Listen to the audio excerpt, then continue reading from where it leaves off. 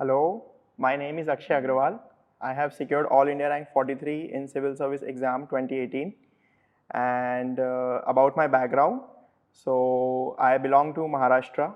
I have done all my schooling from Maharashtra itself, and I am basically an engineer. So I've done my engineering from Pune, and after that I decided that I should do a master's in economics, and therefore I went to National University of Singapore to do my master's there. Uh, and then in Singapore itself, I started working with a research think tank. And when I was working, that time itself, I decided that I should take this exam and started preparing for it. And it was August 2017 when I started my preparation. And yeah, in June 2018, I wrote my prelims. And with God's grace, I could clear it in the first attempt. So that is about me. So friends, as we know that prelims is the first major hurdle to pass this examination, and it is now just around the corner now, and we have very little time left to prepare for it. One thing that I would like to flag here is that most people are not able to clear the prelims majorly because they are misguided. So they tend to follow too many materials and too many sources, and that is where they get confused. And also I have seen that people get anxious at the time of examination. So they do very well at the test series, but then when they go to the actual examination, what happens is they are not able to attempt as many questions as they would have been if it was not actual exam. So yeah, so basically we can say that to cross the prelims hurdle, you should keep your cool and calm and remain poised, and yeah, just keep studying. The second stage of this examination is the mains examination. And to talk about my strategy about mains is that I came to Delhi to prepare for the mains exam, and I made sure that I have some notes of mine of every topic that is there in the syllabus. So I did not leave any topic unprepared. Second thing is, I would say for mains, test series is extremely important because test series helps you with two things. I feel the first is that it regularizes you in the sense that you discipline yourself, and you prepare a timetable based on whichever test series you have joined, and yeah, so that regularizes you. Second thing I would say that mains test series helps you is knowing whether you are leaving any topic unprepared. Because the thing is, if you are preparing alone and if you are not if you are not amongst the crowd, so maybe you will miss on some important things. And here I would say that since I was in my first attempt, I was not aware of many things that I should prepare this topic or that. So many topics were left unprepared. And hence, this is where the test series helps. And the test series that I had joined was the ForumIAS mains guidance program. And it really helped me in understanding my mistakes and also understanding which topics am I missing out on. And also another very important benefit that test series helps you is gives you is that there are many mentors. So in ForumIAS we have Ayush, Shantanu, Asif. These people are really very good with all the examination procedure and all the topics, and they can really help you out with how to write answers and which topics to prepare, and also give you a shot in your arm to remain confident and motivated in all the process. Yes, so the third stage of this examination is the personality test, that is the interview. And for interview, again, I would say that communication is very important. In mains written examination, your written communication is important, whereas in interview, your oral communication is very important. So for that, my preparation strategy again was that I made sure that I am able to communicate my thoughts very, very articulately and very clearly. So for preparation strategy of interview, one thing we must keep in mind that we should be very thorough with our detailed application form, because ultimately your detailed application form is your resume with the interview panel, and it is a reflection of your life as to what you have done previously, before coming to this. So they may ask you questions, and most of the questions come from there only. So you have to really know about yourself, prepare well what you have written in the DAF, and also seek guidance of some mentors, because mentors will enable you to really understand what aspects of your personality may be judged in the interview, and how to answer some questions. Because and another very important thing I would say for interview is that you should really be very positive about India, about the world, about everything, about the society. So the optimism should clearly exude from your personality, and for that I think being in touch with the mentors, with the seniors, really helps a lot, and that actually helped me. And yeah, so that is how interview preparation should go. Now I'll talk about a bit about what were my sources of preparation for the general studies subjects. So I'll start with the GS1 paper. For GS1, as we know, broadly the syllabus covers history, Indian art and culture, and geography of India and the world. Then it is about society. So these are the broad topics. For this, so mostly if we see, these topics are static in nature. So for history, I prepared my history from the NCERTs. For modern history, I followed the Spectrum book. Apart from that, I also prepared my own notes from these books. So as I said, that mains is an exam where you have to really communicate what is there in your mind. So for that, your notes come very handy and very helpful if you prepare your own notes. For geography, again, I would say it is the NCERTs. Then there are some videos available on YouTube, very good videos. So that also you may want to follow. For society, you can follow like any material that is available in the market, because society is a bit dynamic topic, and there are usually no static questions on society. So mostly the questions would come around globalization and women empowerment, and issues related to caste, women, gender, etc. So for this, I think first of all you need to be really very well versed with these issues, and secondly you should prepare your own analysis of what is happening in India and the world about these issues, and prepare your own point of view. You can follow multiple sources, so there are many available, and yeah, so that is how I prepared the society part. Then we come to the next paper, that is the GS2 paper. So GS2 paper broadly covers polity, international relations, governance, role of civil services in democracy, and etc. These topics are there. So these topics by their very nature are very dynamic. There may be one or two static questions. So this year, if we see, there was a question on financial emergency and Comptroller and Auditor General of India. These are fairly static. So for static portion, we can still follow Lakshmikant. It is a really great book. And for dynamic portion, I think the newspaper reading helps here with GS2, because topics related to governance and polity and what are the issues with different constitutional or non-constitutional bodies. So these topics get covered in the current affairs. I used to follow one or two sources online since I was not in India at that time, and so online sources were the only means for me to cover these topics.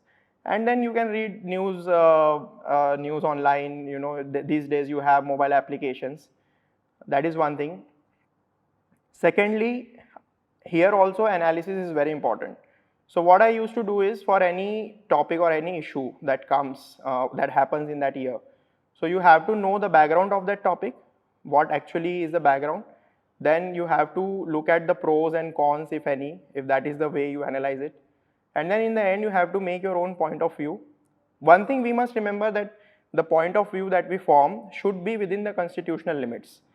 And we should keep in mind the Constitution of India completely, and that is one key that I am leaving all of you here, is that when you are framing answers for GS2 paper, you should have the Constitution of India in your mind. And if you have that, then you realize the ideals of our democracy and you will write very good answers.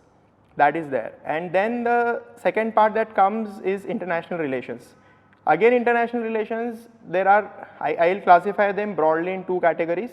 The first one is our neighborhood relations, and the second one is rest of the world.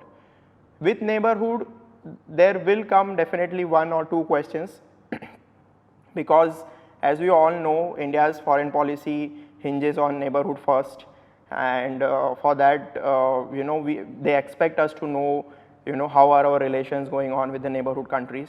So there you should know some historical background, the developments of relations with different neighborhood countries, and then what are the recent happenings and your own analysis. Again, newspaper reading and different sources helps you. Here I will say for international relations, you may also want to follow some speeches or interviews of Indian diplomats, retired officers, or also the President of India, Prime Minister of India, whenever they go out to some forum or some international organization to attend some event. So you should definitely read their speeches or listen to them, what they are speaking. So that is where, in fact, I would tell you that this time around, not in GS paper 2, but in GS paper 1, there was a question on India's, what is the relevance of Gandhi's thought in today's world. And if I am not wrong, that question had a direct reference to one of the speeches of President Kovind when he had gone to a European country. And this was exactly the point he was making there.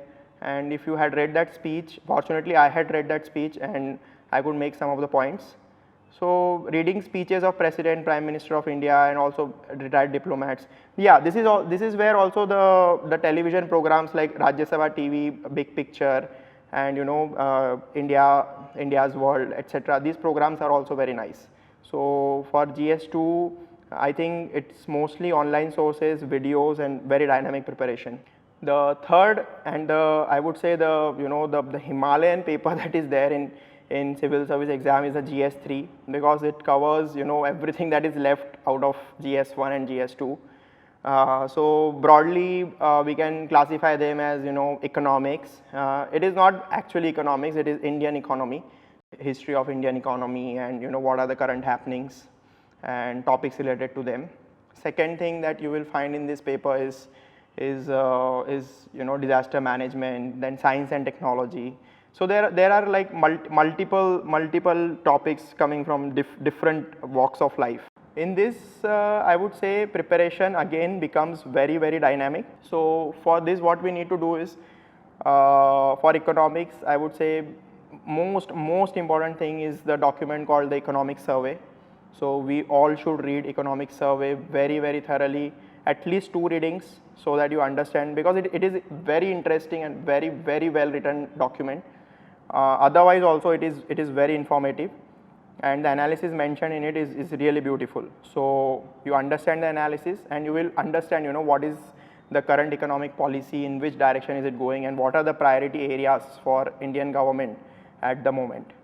Secondly, if you see, the question in Indian economy mostly comes from the sectors called agriculture or small and medium enterprises, MSMEs. So here what happens is, we may follow many different sources, but I would say that what helped me was that I read reports of different ministries here. So you can download the last 2 years of reports. For example, I downloaded the report by Ministry of Agriculture, and in that you will find topics related to horticulture, agriculture marketing, fisheries. In fact, all the 3 topics were there in GS3 paper this year. Then also for security, yeah, that is one very important topic that is there in this paper. For internal security and cyber security, again you may want to read a report by the Ministry of Home Affairs. There is a section on internal security in that report, You don't need to read the entire report, but just read the relevant sections. For disaster management also, the report by the Administrative Reforms Commission, the second Administrative Reforms Commission, you may want to read that report, especially the information that is mentioned in the box.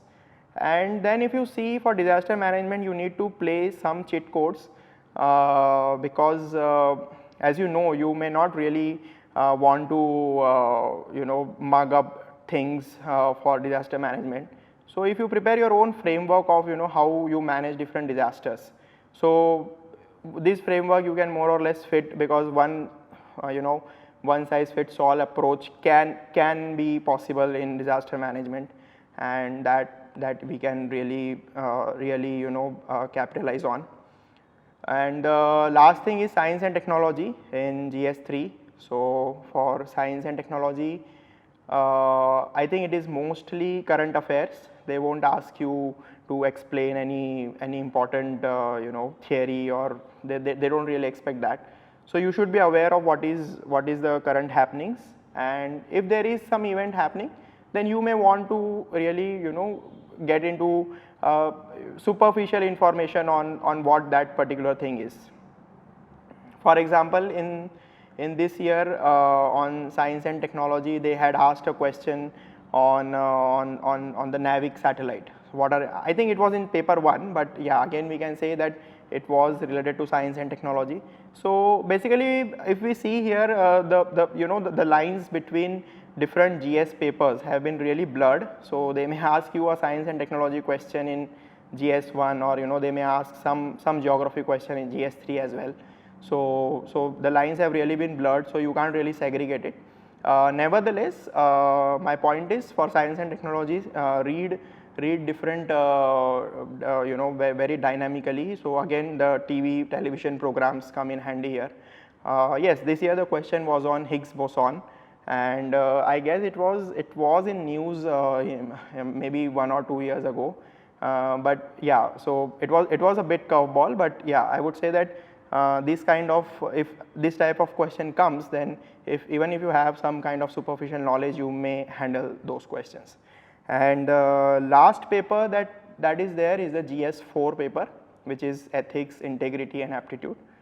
For this paper, to be honest, you don't really need to read any book as such.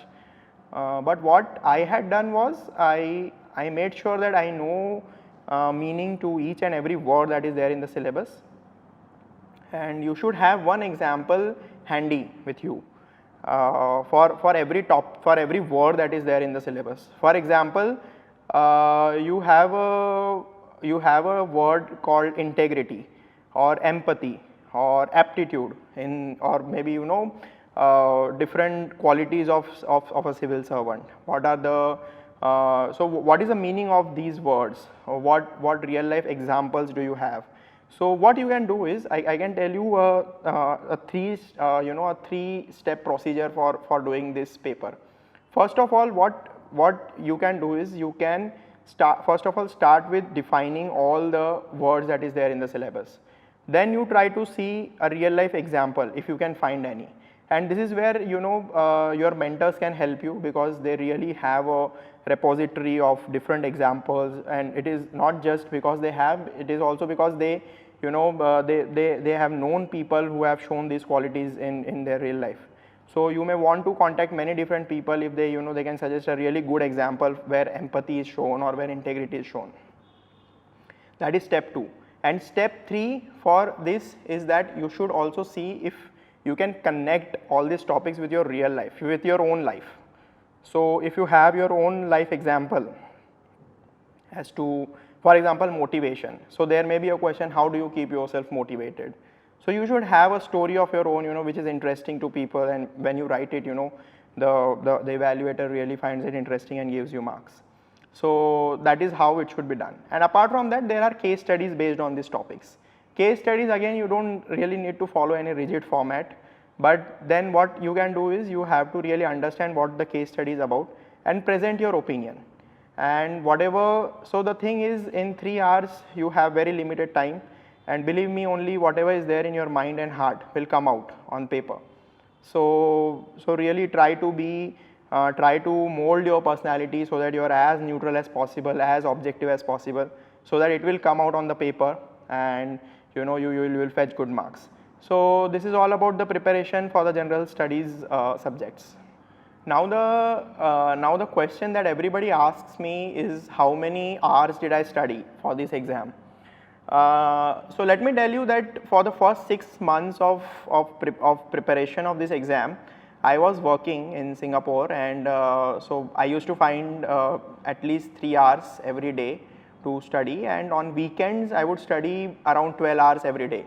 So it used to be 24 plus 15, around 29-30 hours of a week, and because I was finding it a bit insufficient, I decided to resign and come back to India and be in the thick of things, of thick of UPSC culture and atmosphere, and yeah, so I moved back to India. I started preparing,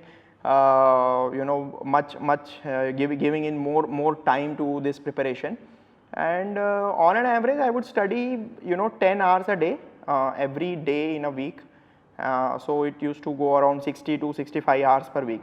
So that was my preparation before prelims, and after prelims, as I told you, it should be along with your test series. So the number of hours that I put in, really I don't know, but it used to be like my day used to start with study, and it used to end with studies. And a typical day would start at 9 in the morning and end at around 1 in the morning again. So around 8 hours of sleep or 7 hours of sleep, and rest of the times you eat, you bathe, and you wash yourself up. And yeah, so rest all the times it used to be studies. I would say around 10 to 11 hours I used to study even during the mains. And for interview, I think the number of hours don't really matter. What matters is how much you muse about yourself, and how much you are going deeper and deeper into your own personality, so that your mind is clarified.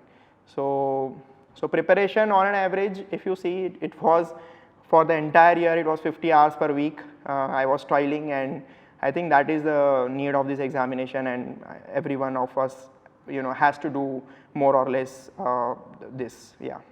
And also about the social media, that people ask me that whether I used to use social media. So I would say yes, I used to use WhatsApp to contact my friends and relatives, and but Facebook, I had deactivated my account because Facebook was a bit distraction for me, and I was not finding any useful information on Facebook as such. Twitter handle I had never opened, and I was never on Instagram as well, so I was already insulated from these. But WhatsApp you can use. One thing I can really suggest is, you may want to leave all the silly groups that you may be in for WhatsApp. Just keep the important ones. And Facebook, if you want, you can deactivate. If you can control yourself, then no need to deactivate. It's up to each one of us how we use social media. We'll talk about the essay paper now. And for essay paper, my strategy was that so from the beginning I had decided that I will write at least 5 or 6 essays as time permits me, and that I did. So before prelims I had written like 2 essays, and after prelims I had written around 4 essays. I used to get them evaluated from my friends, from my mentors at ForumIAS, and that is how you should prepare about essays, because again essays reflects your personality, your heart and soul. So I would say the best preparation strategy for essays would be that you start with changing your your prejudices, your preconceived notions, because those will come out on paper and you may really not want to do that. So start reading different books, different sources, start listening to different people, so that your horizon of thinking is broadened, and that will naturally come out on paper when you write essays. For current affairs, I would say I used to, since I have told that I was not here and I had only online resources to follow these, so I used to read The Hindu and The Mint newspaper on the mobile application. And apart from that, I used to follow some online compilation of current affairs that are available on internet. So that was the thing. And apart from, so what I used to do is I made sure that I made notes out of these current affairs. So if any, and basically I categorized current affairs into two broad things. First one was issues and the second one was events. So what happens is, sometimes whenever a news comes up in a newspaper, so you will know looking at the news that this will at least go around for 15-20 days, or maybe even more than that. So that kind of thing becomes an issue, because there will be discussions, debates, different points of views, okay, about that topic. And there are other events which happen just once, and maybe 1 or 2 days in newspaper something will come up about it, and then they are not really issues. So for example, the Balakot air strikes. So it was just a one-time event, and I don't think people will just harp on that issue for very long. So it doesn't really become an issue.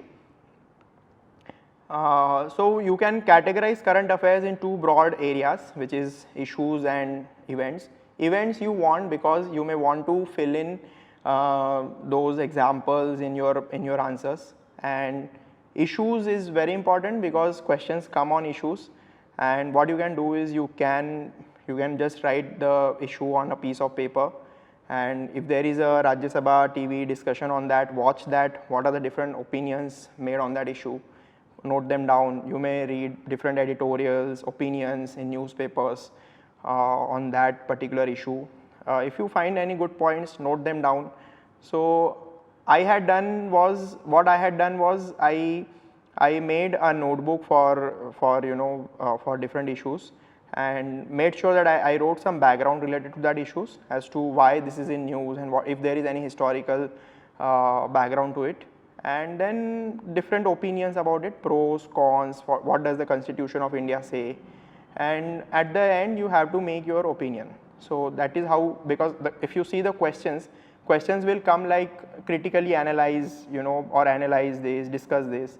So in that you have to basically just mention pros, cons, pluses, minuses of different issues. So if you prepare that and you do that from the day one, I think that is how it will become really a cakewalk for you at the end if you have everything compiled in one place.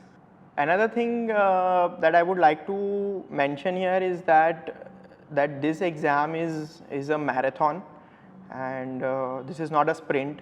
So at least 2 years of your life you have to put in this exam, like even if you clear it in 1 year. So it was like 1 year of preparation and then 1 year of exam. So it takes at least 2 years to clear this exam. So you need to be really patient. Now what happens is you lose your motivation, you lose your spirit every week. For me it used to happen like every third or fourth day. I used to lose my motivation and just say, oh, mere se nahi ho paega. This is not something, this is beyond the forces of my ken. So that is what I used to feel every time. And but the thing is, if you get bogged down by these things, so it becomes a downward spiral, and then you are not really able to come out of it. What you can do is, whenever you are demotivated, keep your studies aside and start doing things that you like. So I used to talk to my family members, my friends, go out on a walk, or eat ice cream. So whatever just relaxes you. Visit a temple if you are a temple person, or go and walk in a park. Meet your friends, maybe your girlfriend, boyfriend, whatever. So whatever makes you happy, so do that, and I'm sure it will just boost up all your spirits, and you will be back to your plans again.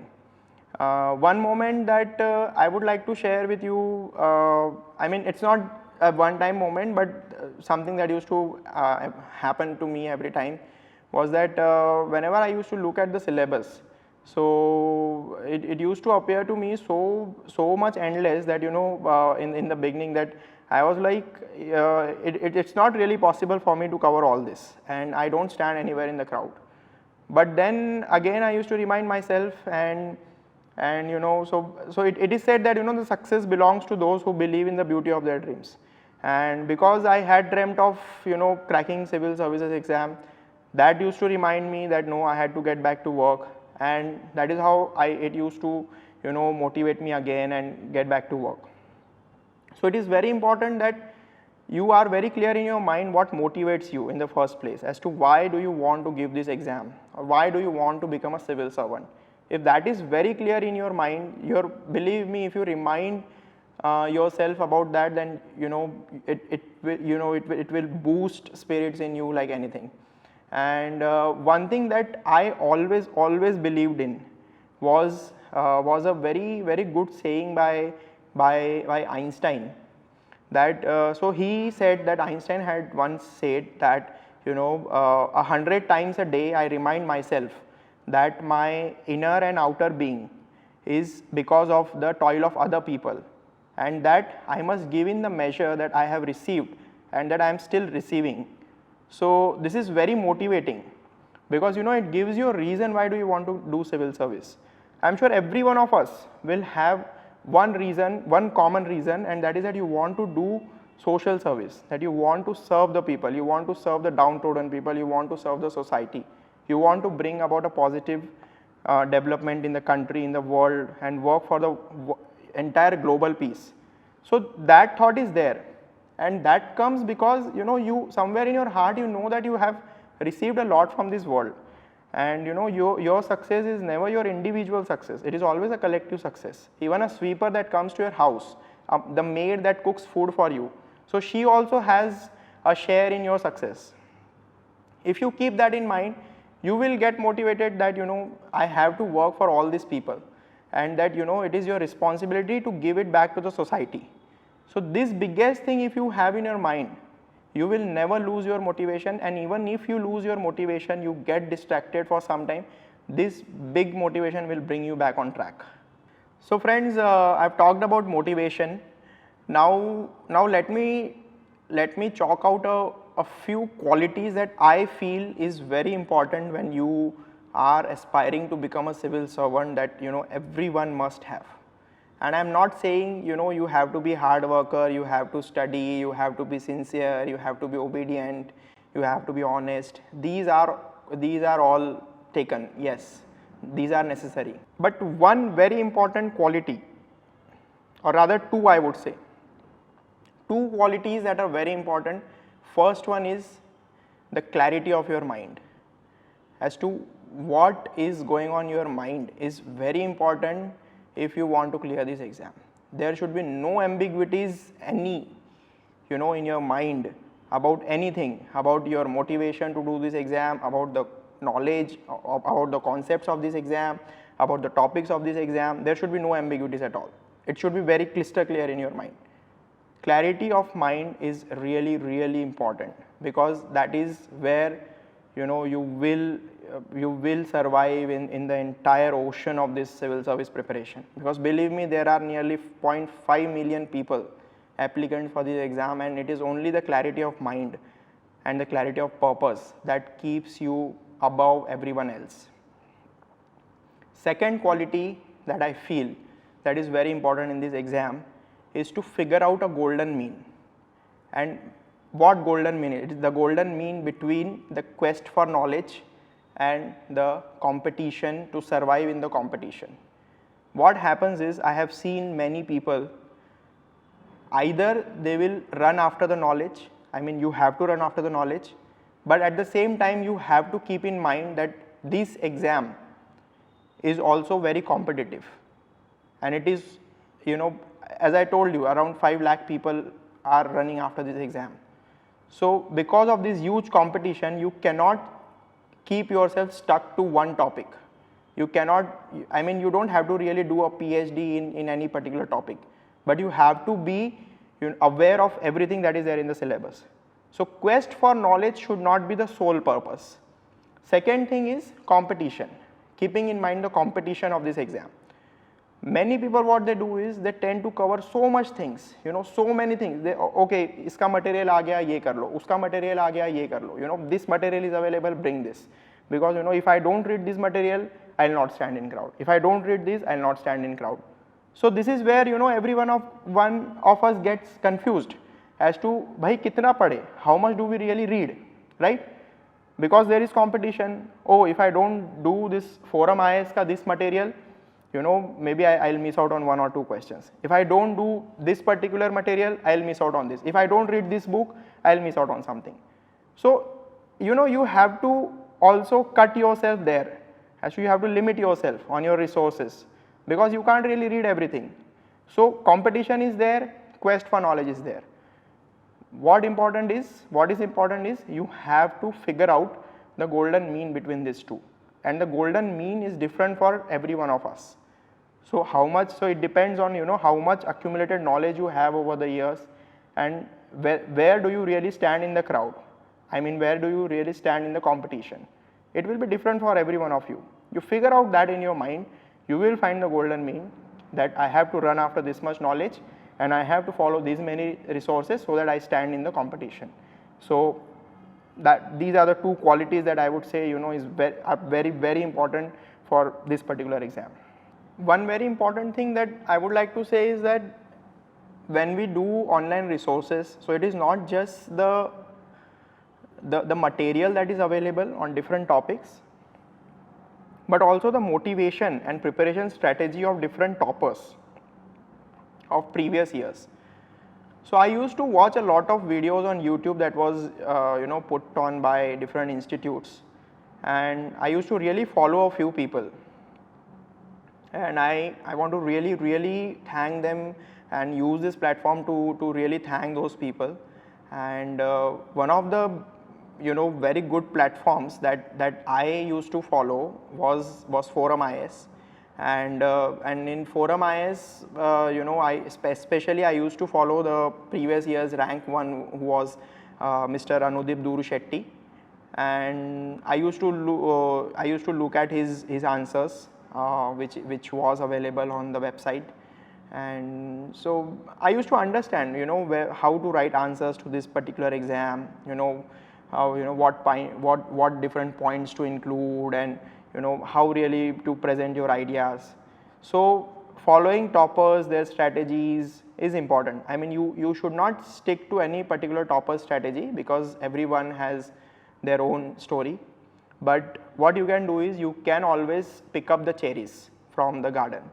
So cherry picking is very important in this particular process. So you follow many different toppers and just pick up, you know, what is relevant for you and what suits you, what suits your own schedule. So following toppers is again very important, and, you know, different institutes you know, have produced so many toppers, and ForumIAS is really one of them, you know, which has given, you know, many toppers from last many years, and you may really want to follow them. And so the preliminary exam for the 2019 exam is just around the corner now. I mean, I hope I'm not capturing your fear, but believe me, this 1.5 months will just, you know, go away, you know, like that. And so at this juncture, what I would like to tell you about the preliminary exam is that just follow the test series. Do as many tests as possible. I mean, again, not so many different institutes test series, but, you know, just follow 1 or 2, but complete all the tests that are given. By solving many tests, I mean you should complete the test series. You should follow, you should do at least 3 or 4 tests for each and every subject, because that is where you will make sure that you have covered every topic in the syllabus, and, you know, you will understand where, if you are making any mistakes with your analysis. Second thing is, you may also want to figure out at this time as to what is your strength in this exam.